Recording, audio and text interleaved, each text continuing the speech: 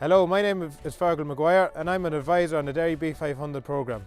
So today I'm just going to look at know your numbers when it comes to terms of calf rearing. So look, how many calves can you safely rear in your shed?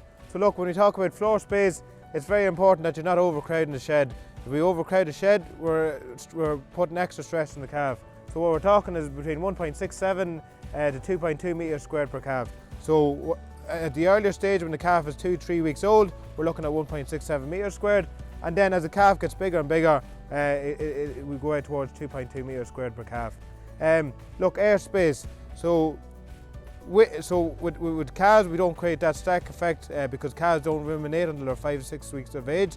So we don't have that stack effect. So what we're relying on is the wind to create natural ventilation. So we're looking for the wind to come in to ventilate the shed at an appropriate level.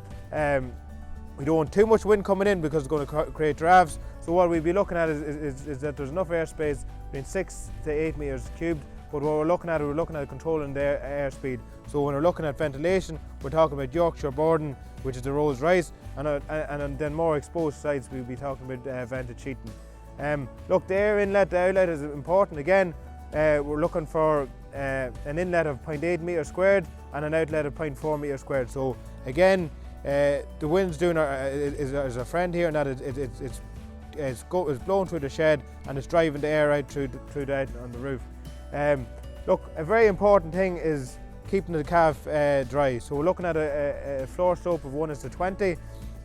We all know if you're standing on concrete, you get cold feet from standing on concrete. So we need to insulate the calf. We need to have some insulation between the calf and the concrete. So we'll be looking at putting a lot of straw. So what I'd be recommending is using around 1 bale per 8 calves per week. So look, we're trying to create that nesting effect. The calf thrives optimally at around 15 degrees. So look, we're trying to create a microclimate. The calf can do that if the straw is there. So look, straw is a cheap antibiotic because cows aren't getting stressed out. Look, if we're short on housing, we can look sell cows earlier than planned. And no point going into the market and trying to put 20 calves to the market at 2 weeks of age and expect them to sell well. What we're talking about here is building up a relationship with the beef farmer. So looking after your cows properly, making sure that they're treated exactly the same way as the heifer cows. They're getting the required amount of beestings and they're also getting the required amount of milk until their day of sale. Because the dairy farmer is in the business for a repeat customer, so if he gets the name for producing a good, healthy reared calf, he's going to get that business coming back year after year. So look, it's something that to build on is that sell your calves earlier than planned, but that's building up a relationship with the beef farmer. Again, when it comes to using beef bulls on the dairy herd, we're looking at dairy farmers to still look out for short gestation, easy calving, but also look at the beef merits as well. So in order to do that, we have a figure. It's the Dairy Beef Index, the DBI, and that's what dairy farmers should be looking at when they're selecting their bull calves. Look, we can move calves outdoors at 5 weeks of age, and that's one way to release the pressure on the calf sheds.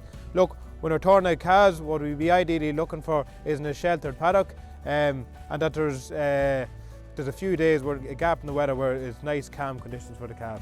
So look, take home message. Everyone should assess your requirements, see what can be done. So in some situations, we could look at maybe putting calf hutches on an empty silage slab, and that'll help remedy the situation. But we need to do it in advance before the calving starts because you won't have time then. So look, make alternative arrangements, and do not overstock existing facilities, because if we overstock facilities, it's putting stress on the calf, and likelihood we're going to end up with sick calves.